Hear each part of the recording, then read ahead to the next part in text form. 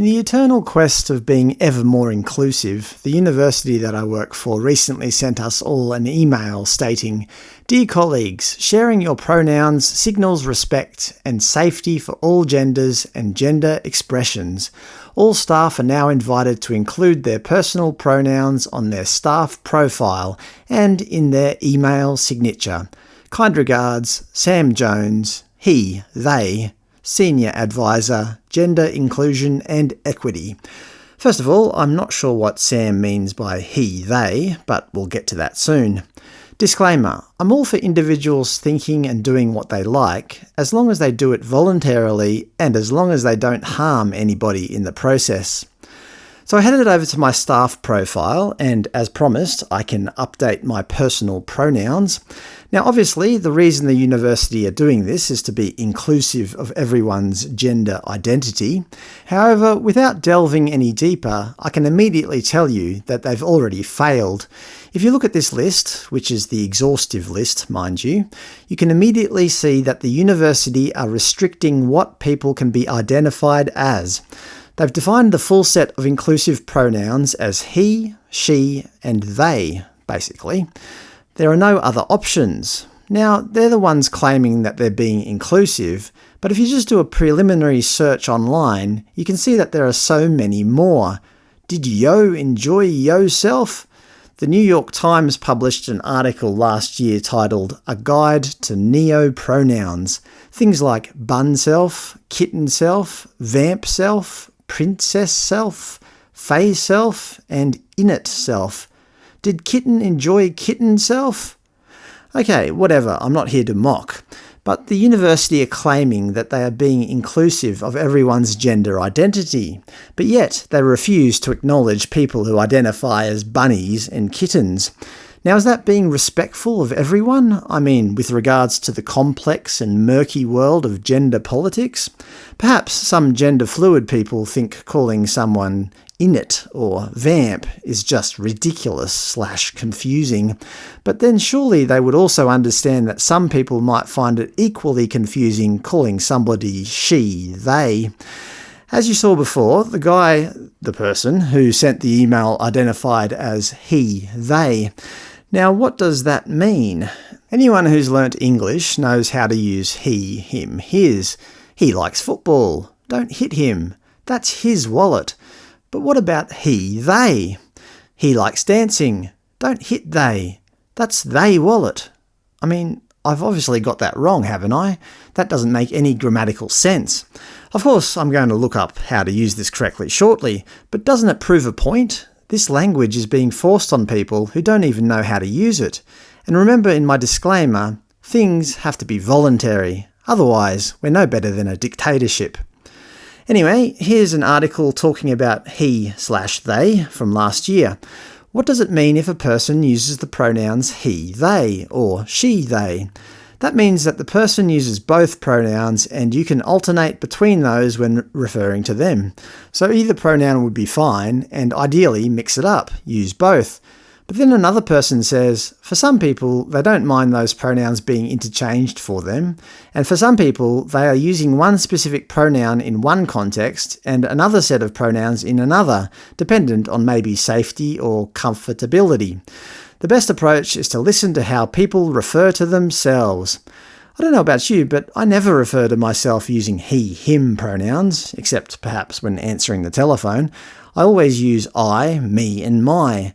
I don't understand how I could listen to how people refer to themselves. They surely would use I, me, and my as well, wouldn't they? It would be confusing if they used he to refer to themselves. Another article titled "Why Some People Use She, They and He, They Pronouns" by LGBTQ Nation refers to these pronouns as rolling pronouns.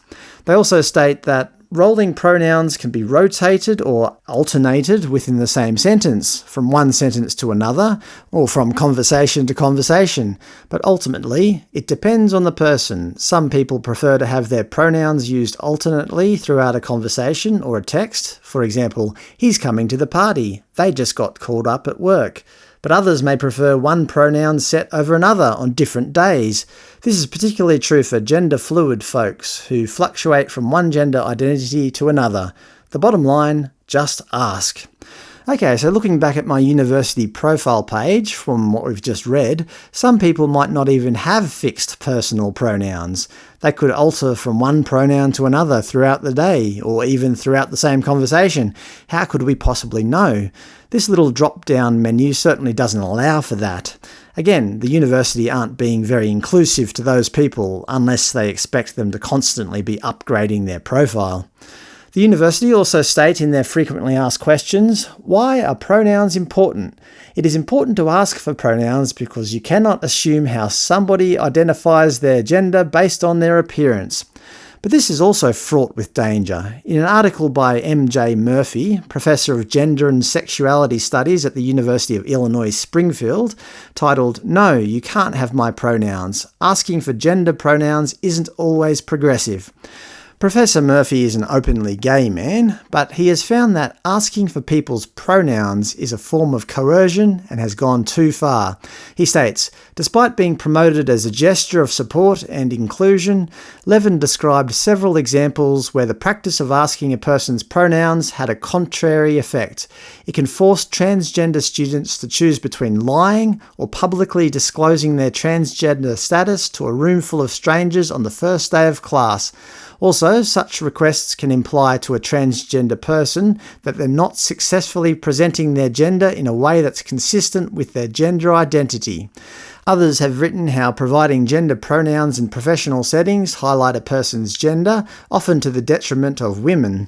These examples show how even well-intended gestures of inclusion can have unintended harmful consequences. He continues, "Yet I've grown increasingly uncomfortable with requests to provide my pronouns in activist, community organisation and professional settings. Recently, I just respond with, 'I don't care, use whatever pronouns you want.' But Levin's essay opened space for me to explore the feelings of discomfort and, frankly, fraudulence I experience every time I'm asked to give my pronouns. Because how I really want to respond is, 'No, you can't have my pronouns.' Here's why. Requests to give your pronouns purport to be an inclusive gesture aimed at creating a more welcoming space for transgender and gender non-binary people.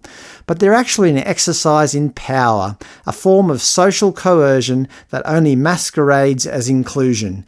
In linguistic terms, such requests position the recipient of the request against their will and without their permission.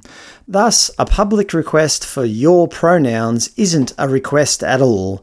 It's a subtle but powerful demand that effectively disables the recipient of the request and threatens negative consequences for any questioning, resistance, or refusal. But disrupting or transforming oppressive conventions of gendered language and the salience of gender to individual social identity will not occur through coercive practices that require everyone publicly give an account of themselves in predetermined, insufficient, and inaccurate terms of gender. Anyway, thanks to Professor Murphy's article, I'm going to respectfully tell my university that no, they cannot have my pronouns. I'm not going to play their stupid, coercive game. Instead, I'm simply going to be respectful, kind, and helpful to all people I come in contact with on a daily basis, regardless. Isn't that what we should all be doing?